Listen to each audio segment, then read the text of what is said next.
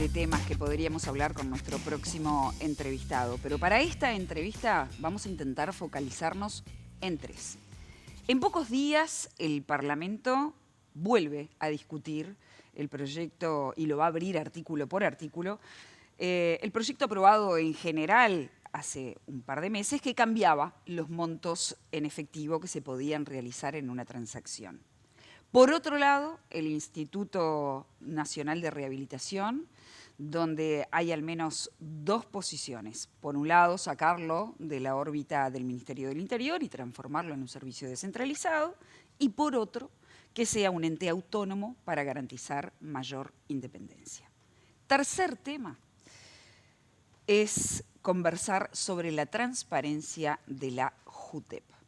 ¿Les parece interesante? Si es así, continúen con nosotros aquí en la televisión pública, porque esta mañana, con muchísimo gusto, como siempre, vamos a recibir al diputado Pablo Abdala del Partido Nacional. Pablo, qué bueno que estés acá. Muchísimas gracias, Gabriela, Ana María, Carolina. El gusto es mío, como siempre. Gracias por invitarme. ¿Por qué ustedes, si querés, arrancamos por el donde primero, por el INR? Ya estoy notificado de cuáles son los temas. Por lo menos en primera instancia.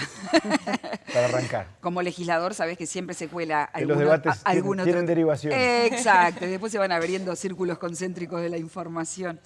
El próximo 23 van a abrir el articulado de este proyecto. Ayer se reunieron con Conrado Rodríguez, con Juan Martín Jorge, para evaluar qué pasará con los topes de las transacciones, cuál es la posición común. ¿Dónde están parados ustedes? A ver, empecemos por decir dónde estamos parados todos en el sentido de cuál es el estado del proceso legislativo de esta iniciativa, que hace referencia a un tema muy importante. ¿Se aprobó en general? Se aprobó en general.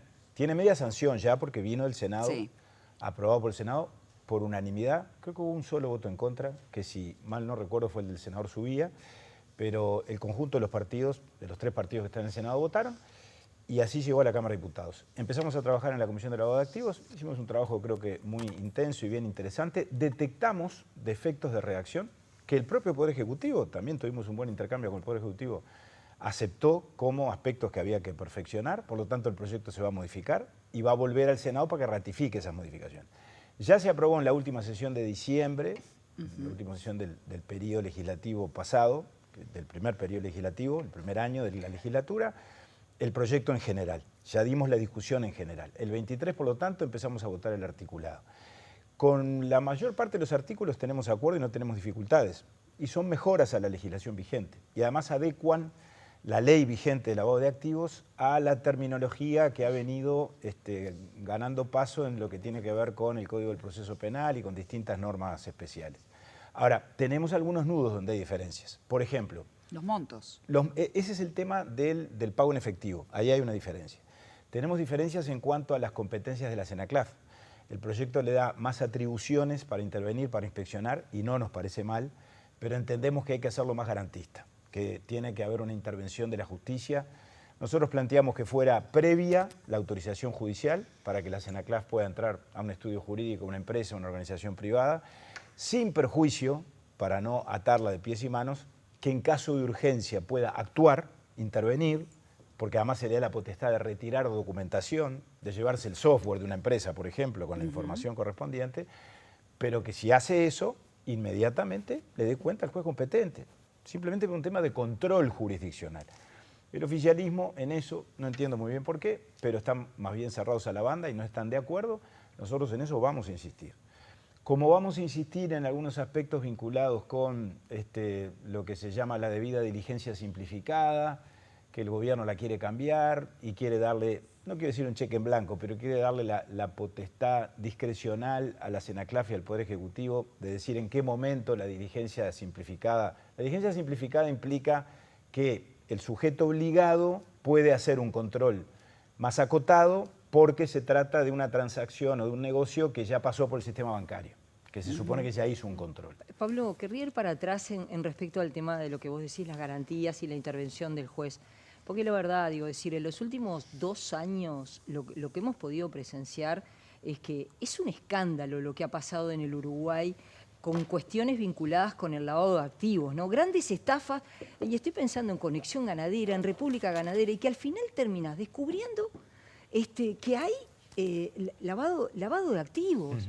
Entonces, y está muy bien el tema de las garantías, pero ¿cómo hacer también para que esto no pase de que pasa muchísimo tiempo y que gente como esta gente, en definitiva, termina logrando sus objetivos por la lentitud de las acciones, porque siempre hay un trámite más que hacer?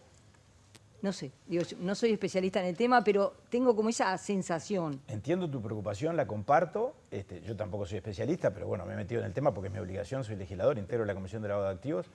Y te digo lo siguiente, en algún sentido lo que vos planteás como una alarma, legítimamente, también se puede ver como la constatación de un hecho favorable, positivo, porque mal que bien, Conexión Ganadera, por tomar ese ejemplo, se desbarató y el sistema funcionó. Y hay condenados por lavado de activos. Y esto sigue, naturalmente, ¿no? Bueno, pero se cayó porque la empresa no pudo sostener los pagos, no porque se haya detectado un funcionamiento irregular, espurio o oscuro claro, durante todos estos años. Claro, pero ahí yo creo que, en todo caso, las debilidades que puedan haber existido, no hay que buscarlas, a mi juicio, por el lado de la ley de lavado de activos, sino por las facultades de supervisión y de control del Banco Central del Uruguay. Y con relación a eso, que todos estuvimos de acuerdo, porque el tema de Conexión Ganadera es un tema además que viene de hace muchos años, que atravesó los últimos gobiernos, hay que adecuar y hay que modificar la Carta Orgánica del Banco Central. Y claro, se empezó porque a hacer. ahí está la discusión, ¿no, Pablo? Sí, sí, También, sí. si el Banco Central tenía que intervenir en un negocio entre privados, si había ya un llamado a fondos públicos, y ahí sí, efectivamente, ahí hay una discusión, pero para no meternos en el tema de Conexión Ganadera... Todo indica, porque hasta el propio Tolosa lo ha reconocido explícita o implícitamente, que el banco no estaba formalmente obligado, no es que hubo omisión del banco. Capaz que en todo caso lo que teníamos era un vacío legal. Y por eso el banco ha planteado modificaciones a la ley orgánica, algunas ya se aprobaron en la ley de presupuesto, otras van a venir por cuerda separada y se van a analizar en la Comisión de Hacienda. De lo que uno ha podido escuchar, de pronto está muy bien la intervención de la justicia y de un juez, pero lo que no puede pasar es que vos le hagas una consulta a un juez y te conteste 6 meses después. Pero esto que digo no es ir en detrimento de los jueces. Te contesta 6 meses después porque tiene... Entonces, si eso no se plantea, no, mirá, acá tiene que haber plazos, porque si no, más que garantista, es protector entre comillas, protector del delito. Tenemos que resolver las dos cosas a la vez. Yo creo que además no puede servir de excusa que poner garantías va en contra de la eficacia o que la necesidad de ser eficaces justifica barrer con las garantías.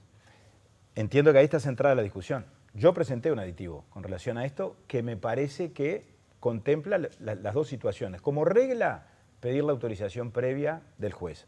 Si hay urgencia, no hay por qué ir a la justicia en primera instancia. Ese fue el aditivo que yo presenté. No entiendo por qué el gobierno no me lo lleva, porque me parece que es armonizable, es perfectamente compatible. Pablo, ¿cómo están coordinando con la coalición republicana con respecto a este tema, con respecto al tope para las transacciones en efectivo y con respecto, por ejemplo, a la eliminación de la Fiscalía Especializada en Lavado de Activos?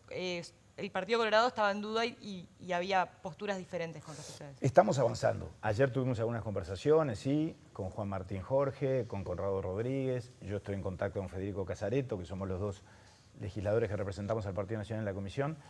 Estamos aunando criterios para el 23. Fíjense ustedes que aquí se da la circunstancia de que en estas soluciones concretas pueden estar los votos de la oposición. Y bueno, y eso es muy democrático y muy republicano, que el Parlamento en todo caso no coincida 100% en la propuesta del Poder Ejecutivo y que el Poder Ejecutivo tenga que aceptar que el Parlamento mejore o modifique algunos aspectos.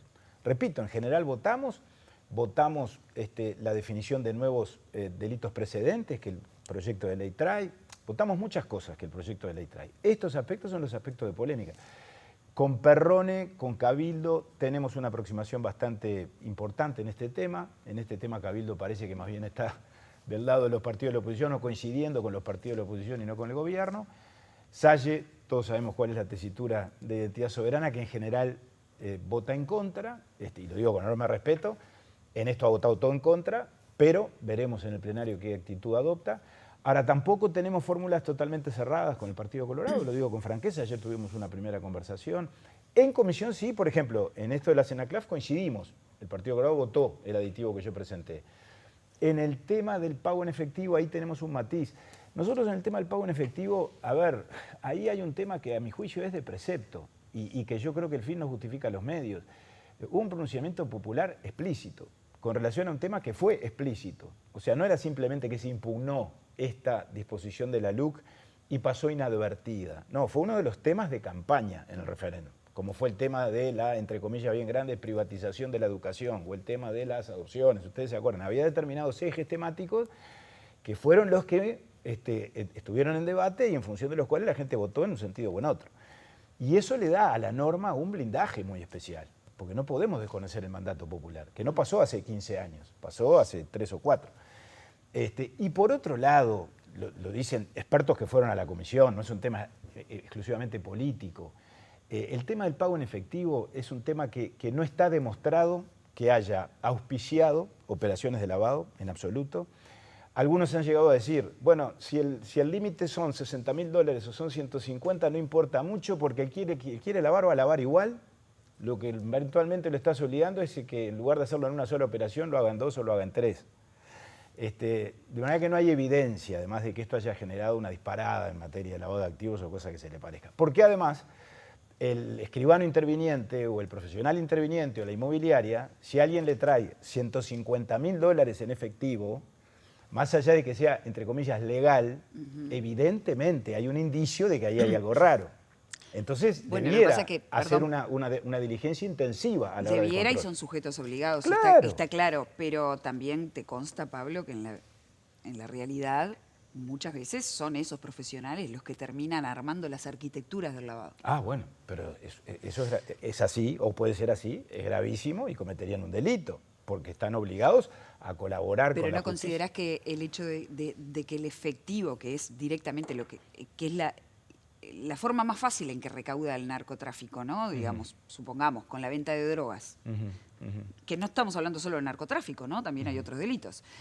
Pero el efectivo, limitar a su mínima expresión esto y que todo tenga que ser bancarizado o gran parte, no disminuye de alguna manera, le pone trabas. No digo que elimine, recién decías no hay evidencia, no digo que elimine, pero no le pone mayores trabas para el lavado. A ver, teóricamente sí.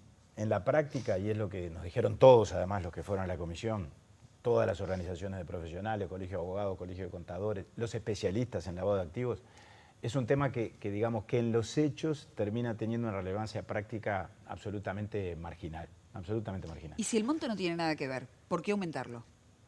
Bueno, está bien, admito que es una discusión, pero repito, nosotros creo que nos enfrentamos a una barrera y en esto hay que hacerse cargo. Porque los que toman la iniciativa de llevar al veredicto popular determinadas normas que son de la democracia representativa, porque acá hay que ser muy responsable también a la hora de hacer política, de ejercer la representación. Bueno, cuando damos el paso de llevar una norma a referéndum, y una norma tan específica, bueno, después sepamos que lo que la gente dice lo tenemos que cumplir. ¿No hubiera sido mejor en todo caso para los que veían en eso una solución temeraria desde el punto de vista del combate al lavado de activos, haber esperado una oportunidad legislativa para corregirlo, como de hecho se vino a dar ahora? Hay cosas que son materia de ley y si son materia de ley, se entiende, la gente las tiene que resolver a través de sus representantes, así funciona el sistema. Cuando desvirtuamos el funcionamiento del sistema y el instrumento de la democracia directa, que es muy importante, pero que en los hechos se sabe que está reservado ¿para qué? Para resolver sobre la ley del aborto, por decir algo, ¿no? Como ocurrió en el pasado, o para resolver sobre temas profundos, que hacen a lo profundo de la sociedad, que nos cortan transversalmente, lo utilizamos para resolver este tema o temas de este tenor, y después se nos generan estos cuellos de botella. Pablo, te cambio de tema, no sé si, o querían seguir con este. Dale, claro, perfecto. Avanzamos. Sobre el proyecto del gobierno de modificar el Instituto Nacional de Rehabilitación, ¿no? La propuesta es un servicio descentralizado. ¿Vos crees que debería ser un ente autónomo, independiente? ¿Cuál sería la diferencia entre lo que propone el gobierno y los matices que vos planteás? Dale, primera cosa, yo celebro que el proyecto venga y que finalmente avancemos en esta dirección.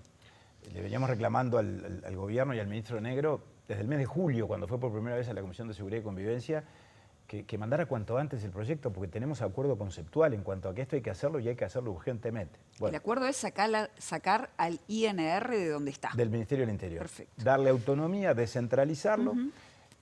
La diferencia entre servicio descentralizado y ente autónomo capaz que es sutil, o no tanto, pero el ente autónomo tiene un grado de autonomía mayor.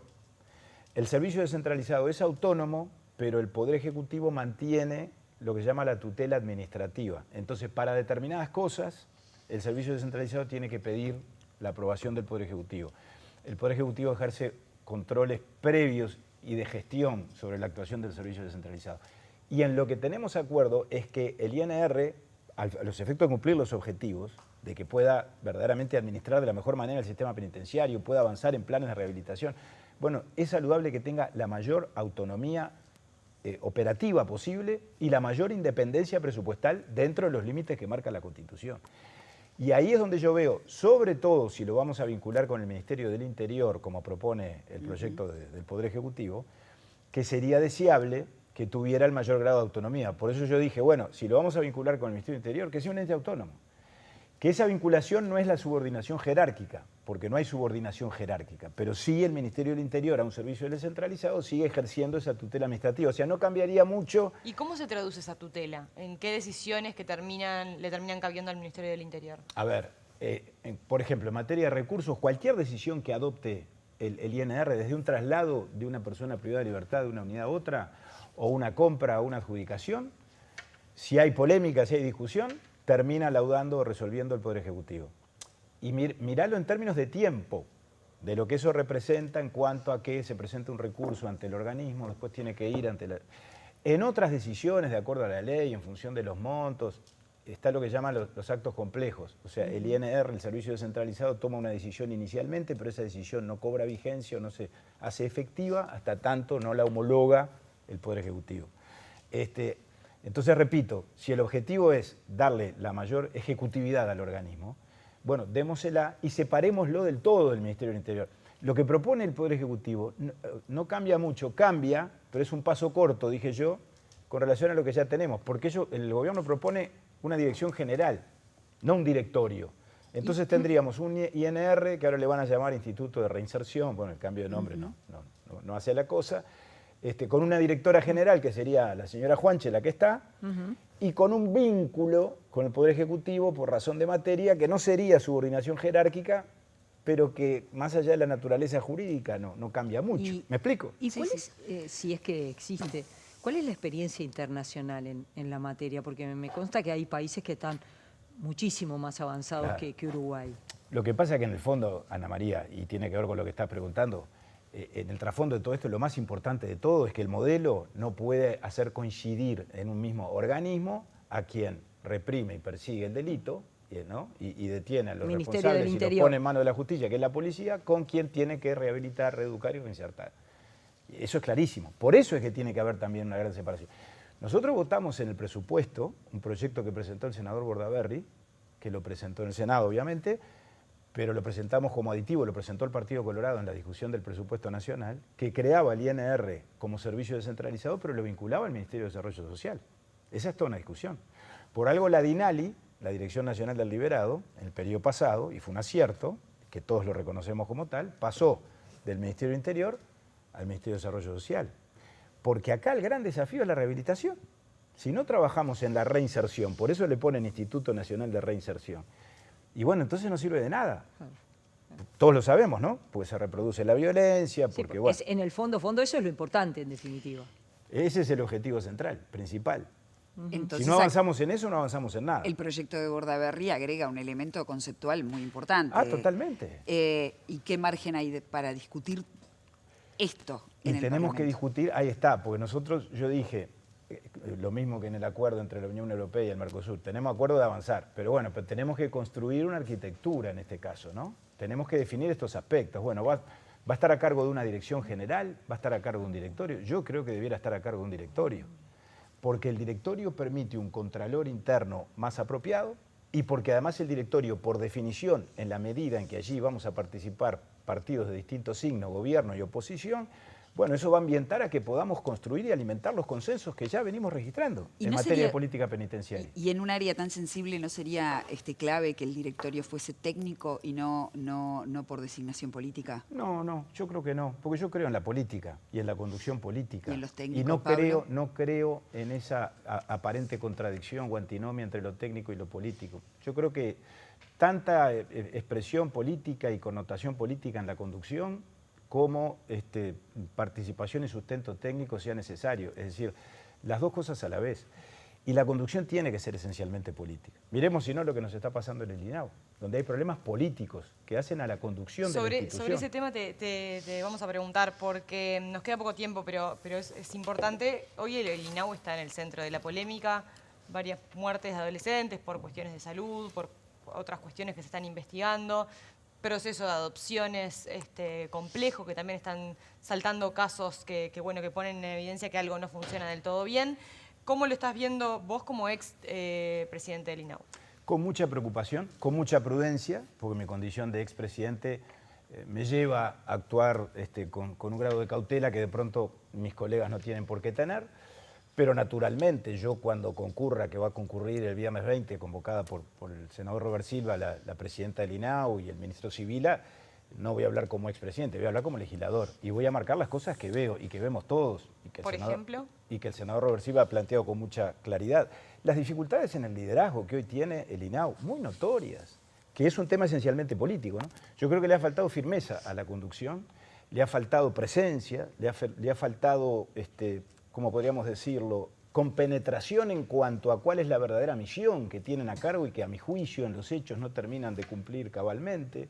Eso se ha derramado en toda la estructura de la institución y creo que ha afectado la propia moral en el sentido del estado de ánimo de los educadores, de los asistentes sociales, de los equipos de territorio. Es lo que además yo recojo, es lo que a mí me llega. Pablo, perdón que te interrumpa. Ahora, ¿crees que algunos de estos problemas que sí son estructurales, que pasaron también durante tu gestión, fueron por falta de tu liderazgo, por ejemplo? No, pero ¿sabés qué? Yo creo que acá es muy uruguayo también. Cuando nos pasan circunstancias desgraciadas, como pasaron ahora en el INAU notoriamente, que ha habido una secuencia que es histórica, porque cosas negativas, malas noticias en el INAU ha habido siempre. Ahora se han conjurado de manera distinta y se han prevenido también muchas veces en función, repito, de que la institución ha desarrollado determinadas fortalezas que a mi juicio ahora se nos han venido a debilitar. Y entonces tendemos en el Uruguay, cuando estas cosas pasan, a decir, el Estado no ampara, el Estado no cuida, es todo un desastre. Pero ahí te referís a la muerte, a la seguidilla, digamos, de varios muertes de adolescentes, o te referís, por ejemplo, a la cuestión del contrato con la Universidad Argentina, o te referís al proceso de adopciones, que hubo cambios durante tu gestión. Sí, me refiero a todo, porque en todos esos temas que tú mencionaste hubo decisiones desacertadas. Por ejemplo, cuando el directorio asume y hace algo que yo no hice cuando asumí, que es descabezar la institución. Un minuto, Pablo. Y sobre todo en áreas muy sensibles. La dirección de Montevideo, por ejemplo, ¿no? Que tiene la dirección de Montevideo tiene el área territorial de adopciones, el área de 24 horas, que administran las residencias de 24 horas, y allí se descabezó de la noche a la mañana ese lugar tan sensible y se promovió gente sin ninguna experiencia en un organismo donde la memoria institucional y la experiencia acumulada a través del tiempo es esencial. Y ahí no importa si viene de la administración anterior o de la anterior a la anterior. Y yo creo que ahí es donde estuvieron los errores y los polvos que provocaron estos lodos. En el tema de adopciones, por ejemplo, que claramente hubo este señalamiento en la institución de derechos humanos que todos vimos, no ha sido designada todavía la directora o el director del área de adopciones. En aras de una supuesta reestructura del área de adopciones que preguntaremos el viernes 20. No sabemos muy bien en qué consiste, pero el hecho es que nosotros creamos un área que depende directamente del directorio y hoy está a cargo de, digamos, de los escalones inferiores, de las divisiones y de los departamentos, entre ellos el departamento de adopciones, pero que dependen de la Dirección General de Adopciones que sigue acéfala. Entonces, esas señales generan confusión hacia adentro y hacia afuera y después desembocan en las malas noticias y en los problemas que hemos tenido que enfrentar. Pablo, ¿nos vemos después del 20 entonces? Cuando ustedes digan. A ver si las explicaciones te conformaron, si no, cuáles son los aportes. Gracias por haber venido, como siempre. Con mucho gusto, gracias por invitarme.